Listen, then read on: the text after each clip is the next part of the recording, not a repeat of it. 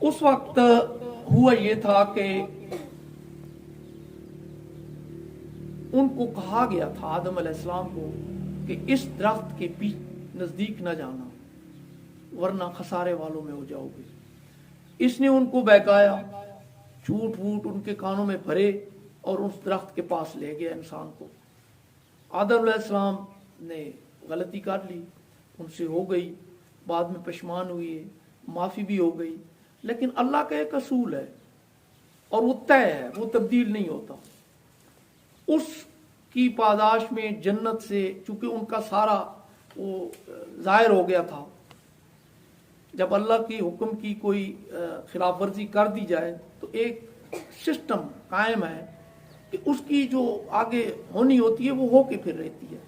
تو زمین پہ آنا پڑا اور ان کو بتا دیا گیا تھا کہ اگر آپ جا رہے ہیں ایک مقررہ مدت تک کے لیے, اس کے لیے آپ کے کھانے پینے اور ہر قسم کے وہ کر دیے گئے ہیں. جب میری کوئی ہدایت پہنچے اس پر عمل کرنا.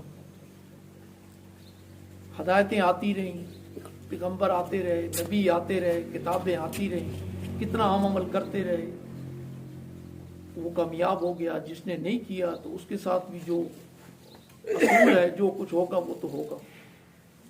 ہمارے تک بات پہنچی, ہمارے نبی اکرم آ گئے اور ہماری کتاب بھی ہمیں دے دی گئی. پرانی کتابوں میں تبدیلیاں کر دی گئی تھیں, اس کا ذمہ اللہ تعالیٰ نے خود لے لیا, اب اس میں کوئی تبدیلی نہیں ہوگی.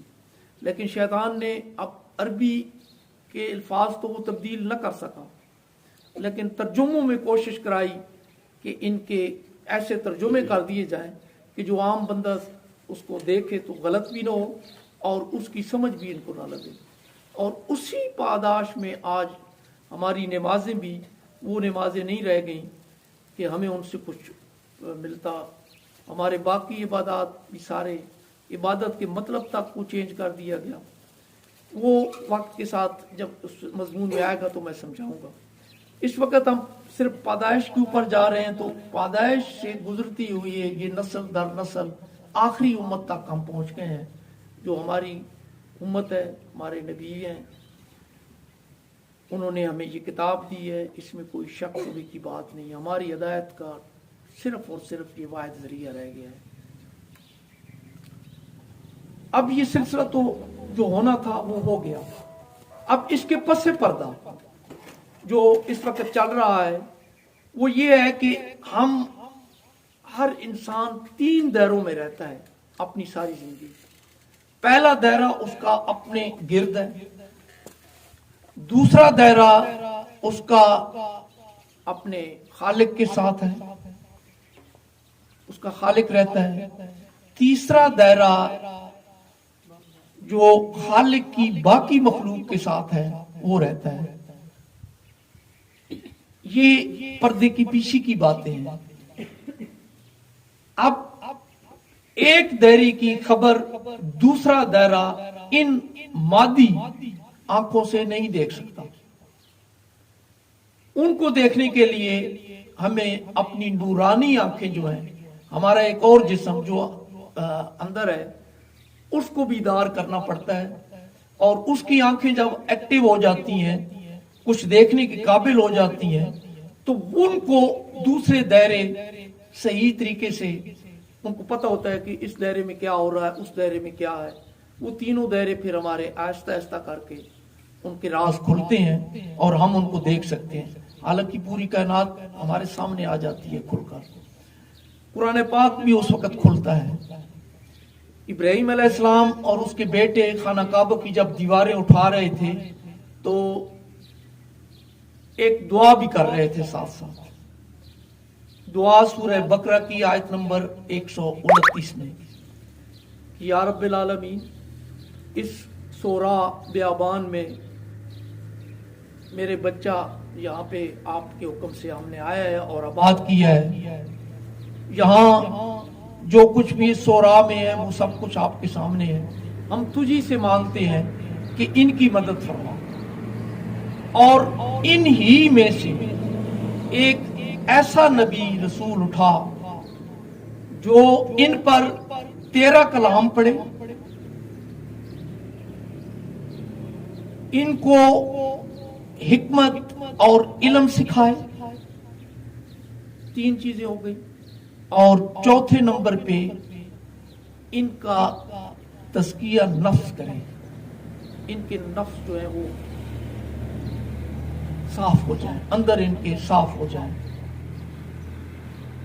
اب یہ دعا 3500 سال عیسیٰ علیہ السلام سے پہلے ابراہیم علیہ السلام اگر گزرے ہیں، تو پھر عیسیٰ علیہ السلام کے 500 سال بعد ہمارے نبی آ رہے ہیں اور قرآن پاک کا نزول شروع ہوتا ہے، یعنی تقریباً یہ 4-5 ہزار سال پہلے کی بات ہے۔ یہ دعا مانگی گئی تھی، قبول ہو گئی تھی، اور اب قرآن پاک میں آ کے وہی اسی سورہ بقرہ کی 151 نمبر آیت میں تھوڑے سے الفاظ چینج کرنے کے بعد اللہ تعالیٰ نے اس دعا کی قبولیت کا حضور صلی اللہ علیہ وسلم کو اطلاع دی کہ یہ دعا ابراہیم علیہ السلام نے کی تھی، اور اس کے اب قبولیت کا وقت آ گیا، تو میں نے انہی میں سے آپ کو منتخب کیا اور آپ آئے۔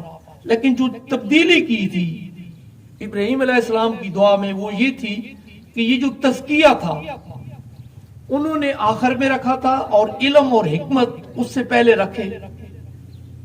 کلام تو پہلا کام ہے نا، وہ تو ہونا ہی ہونا ہے، انہوں نے بھی پہلے رکھا ہے، انہوں نے بھی، لیکن دوسرے اور تیسرے نمبر پر دعا کے جو آئٹم تھے وہ تھے علم سکھائے اور آپ کی حکمت سکھائے۔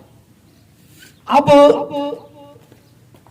جب اللہ نے اس کو قبول کیا تو انہوں نے، اللہ تعالیٰ نے اس کو تبدیل کر کے، ان کا نہیں، میرا علم اور میری حکمت ان کے اندر اس وقت جائے گی جب ان کا پہلے تزکیہ نفس ہو جائے گا۔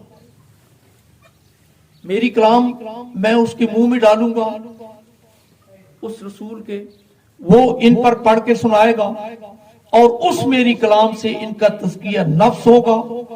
جب میں نے دیکھا کہ اب ان کے اندر بالکل صاف ہو چکے ہیں، ستھرے ہو چکے ہیں، تو اس کے بعد میرا علم ان پر کھلے گا جو میں نے ان کے اندر پیدائش سے ڈال رکھا ہوگا، اور پھر حکمت بھی۔ تو دعا میں اتنی سی تبدیلی کر کے پوری کی پوری ابراہیم علیہ السلام کی دعا منظور ہو گئی، حضور صلی اللہ علیہ وسلم آ گئے، کلام قرآن پاک کی صورت میں ہمارے پاس آ گئی۔ بات جو حضور صلی اللہ علیہ وسلم کی حد تک تھی انہوں نے وہ پوری کر دی، اپنا حق ادا کر دیا، اللہ کا کلام لوگوں کو سنایا، اس کلام کے ذریعے ان کا تزکیہ نفس کیا، اندر کی صفائی کی، پھر ان کو اللہ کا علم اللہ نے ان پہ کھولا اور اپنی حکمت کا نزول کیا۔ تو سارے کے سارے جو صحابہ کرام تھے وہ اللہ ان سے راضی ہو گیا اور وہ اللہ سے راضی ہو گئے۔ حضور صلی اللہ علیہ وسلم نے تو اپنا فرض ادا کر دیا۔ اب جب وہ چلے گئے، وقت کے ساتھ چیزیں پھر تبدیل ہونا شروع ہو گئی آہستہ آہستہ۔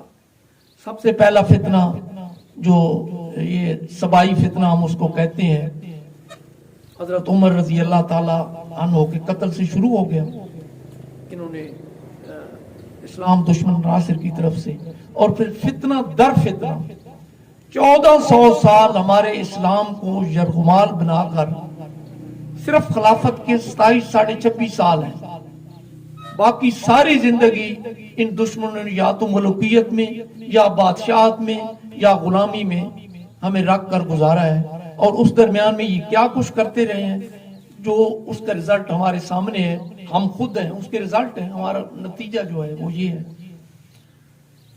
یہ جو آیتیں ہیں میں نے بتائی ہے کہ سورہ بقرہ کی آیت نمبر 129 میں دعا ہوئی ہے، اس کا جواب اسی سورت کی آیت نمبر 151 میں آیا ہے، تھوڑی سی تبدیلی کے ساتھ، لیکن وہ چاروں چیزیں قبول ہوئی۔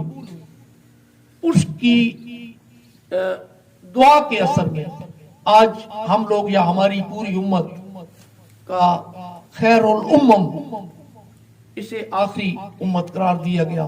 اسی طرح حضور صلی اللہ علیہ وسلم کی جو شان ہے اس کو بھی ان کی دعا کے اثر کی وجہ سے ہوا۔ آج وہی عرب ہے، وہی سو رہا ہے، کہ وہاں کیا سے کیا